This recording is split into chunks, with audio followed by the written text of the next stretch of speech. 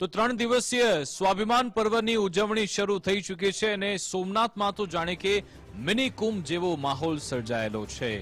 સોમનાથના સાનિધ્યમાં મિની કુંભ જેવો માહોલ જોવા મળી રહ્યો છે। ગુજરાતભરમાંથી લોકો સોમનાથ પહોંચી રહ્યા છે। સોમનાથમાં પ્રથમવાર ભવ્ય રવેડી પણ નીકળશે। જૂનાગઢની જેમ મહાશિવરાત્રીની નીકળે તેવી જ યાત્રા સોમનાથમાં પણ નીકળનાર છે, જ્યાં 500 જેટલા સાધુઓ આ યાત્રામાં જોડાશે। શંખ સર્કલથી સોમનાથથી મહાદેવ મંદિર સુધી રવેડીનું આયોજન કરવામાં આવ્યું છે।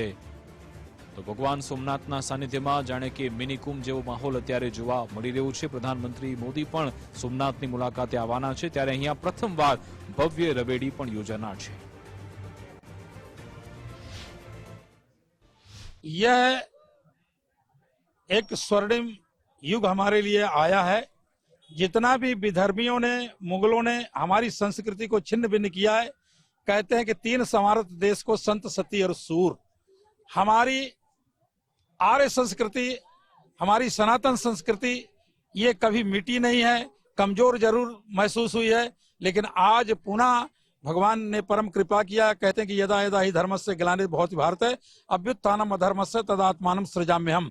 भगवान ने स्वयं कहा कि जब जब धर्म का ह्रास होता है और भक्त लोग और हमारी संस्कृति का जब जब नुकसान होता है, तब मैं स्वयं किसी न किसी रूप में आकर के प्रकट होता हूँ। मेरा तो यह पूर्ण रूप से मानना है कि भगवान की जो कृपा है, जैसा गीता में लिखा है नाराणाम नरेंद्रो हम, भगवान ने कहा नरों में मैं नरेंद्र हूँ, उसी प्रकार से नरेंद्र के रूप में भगवान स्वयं अवतार लेकर के अपनी भारत की विरासत को पुनर्स्थापित कर रहे हैं। जो हमने गरिमा को खोया है, या हमने 1000 वर्ष के कालखंड में जितना हमारी क्षति हुई है धर्म की, आध्यात्म की, संस्कृति की, विकास की, उसको पुनः हमने 10 साल में इसको पुनर्स्थापित करना है और पूरे दुनिया को सुख और शांति और समृद्धि का संदेश देना है।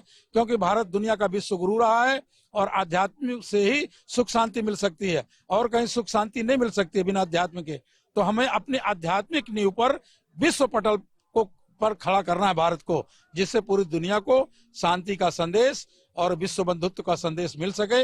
इस दृष्टि में मोदी जी का लंबे समय से अध्यात्म के क्षेत्र में साधु संत और ऋषियों से मिलना जुलना, अध्ययन पठन पाठन, उनका सदैव चिंतन मनन रहा है। आज उसी चिंतन को बढ़ाते हुए माननीय प्रधानमंत्री मोदी जी इस देश को और इस दुनिया को एक मार्गदर्शक के रूप में आए हैं, और निश्चित रूप से पूरी दुनिया को सुख शांति और समृद्धि का संदेश और भारत ही स्थापित कर सकता और किसी दुनिया में। क्योंकि और दुनिया के जितने देश हैं भोगवादी देश हैं, उपभोक्तावादी देश हैं, लेकिन यह भारत आध्यात्मिक देश, सांस्कृतिक देश और ऋषि मुनियों के तपःपूत देश है। इसलिए इस भूमि को हमें कैसे दुनिया में सुख शांति स्थापित करना है, इस दिशा में आज कदम चला हुआ है। आगामी मुझे पूर्ण से विश्वास है कि हमारे देश में जिस तरह से तीर्थों का उद्धार, काशी विश्वनाथ का, अयोध्या राम जन्मभूमि का, सोमनाथ जी का और अनेक महाकाल मंदिर का, महालोक का, केदारनाथ का, इस प्रकार से पूरे भारत के जितने भी हमारे आध्यात्मिक केंद्र थे उनको पुनर्स्थापित करना है, उन्हें स्वर्णिम शिखर पर ले जाना है। तो आज अंगे जानकारी मेळवीशुं। अमारी साथे रहीम लाखाणी लाइव जोड़ाई गया छे। रहीम, स्वाभिमान पर्वनी उजवણીની શરૂઆત થઈ ચૂકી છે અને હવે અહીંયા ભવ્ય રવેડી પણ નીકળનાર છે। લોકો શું કહી રહ્યા છે, ત્યાં કેવો માહોલ છે?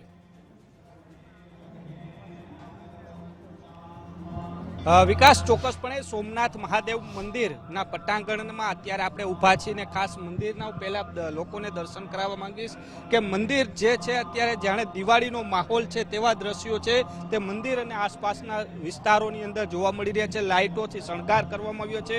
ઋષિકુમારો છે તેમને પણ ઓમકારના જાપ છે 72 કલાકના કરી રહ્યા છે। જે આ દ્રશ્યો જોઈ રહ્યા છો, ઋષિકુમારો છે અલગ અલગ ગુરુકુળોમાંથી તેઓ અહીં આવ્યા છે ને ઋષિકુમારો દ્વારા જે ઓમકારના જાપ છે તે 72 કલાકના કરવામાં આવે છે। સાથે થોડી વારની અંદર જ રવાડી છે તે નીકળનાર છે ને સાધુ સંતો છે તે પણ અહીં સોમનાથ મંદિરના મેદાનમાં ઉપસ્થિત છે તે જોવા મળી રહ્યા છે। થોડી વારમાં જે શંખ સર્કલ છે ત્યાંથી આ રવાડીની શરૂઆત થવાની છે અને મંદિર ખાતે છે તે પહોંચનાર છે। એટલે કહી શકાય કે જે રીતના આ દ્રશ્યો અત્યારે જોઈ રહ્યા છો, લોકોની ભીડ પણ એટલી જ આવતી નજરે આવી રહી છે। હું દ્રશ્યો બતાવીશ જે રીતના જે લોકો છે તે સતત અહીં આવતા છે તે જોવા મળી રહ્યા છે। ઋષિકુમારો છે તેમની સાથે આપણે વાત કરવાનો પ્રયાસ કરશું।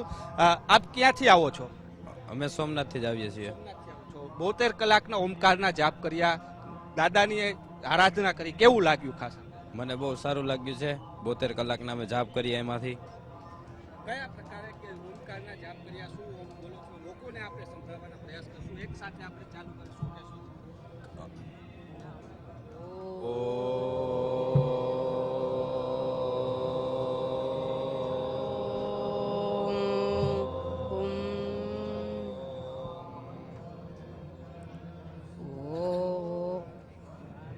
તો જે રીતના ઓમકારના જાપ કર્યા છે, સાથે બીજા દ્રશ્યો બતાવીશ કે જે રીતના હાલ એક તરફ રિહર્સલ પણ ચાલી રહ્યું છે ને બીજી તરફ લોકોની ભીડ પણ અહીં જોવા મળી રહી છે, કારણ કે લોકો પણ મહાદેવના દર્શન માટે આવી રહ્યા છે. મહિલાઓ છે, તેમની સાથે વાત કરવાનો પ્રયાસ કરશું. આપ કહાં સે આ રહે હો બેન? दिल्ली से। दिल्ली से। दादा के दर्शन के लिए हाँ जी, क्या कहेंगे, कैसा लग रहा है यहाँ पे? बहुत अच्छा। थोड़ी सी परेशानी है कि भीड़ बहुत है अभी कल का। 1000 साल खत्म हुए तो फिर भीड़ तो थोड़ी देर, लोग इतने ज्यादा आ रहे तो थोड़ा तो व्यवस्था तो अच्छी है ना, व्यवस्था अच्छी है। क्या कहेंगे? तो हमारे मोदी जी रहे हैं ना, अभी तो हमारे मोदी जी रहे हैं ना, पिलर आएगा तो अपने आप हिलाने के लिए। शू कैसो, कहाँ से आ रहे हैं आप? हम लोग बैंगलोर से आए हैं। क्या कहेंगे, कैसा माहौल लग रहा है? सोम बहुत बढ़िया माहौल है, बिल्कुल अच्छा है, बहुत मजा आ रहा है। दीपावली आ गई ऐसा लग रहा है यहाँ पे। ऐसा अभी दूसरी दीपावली आ रही है।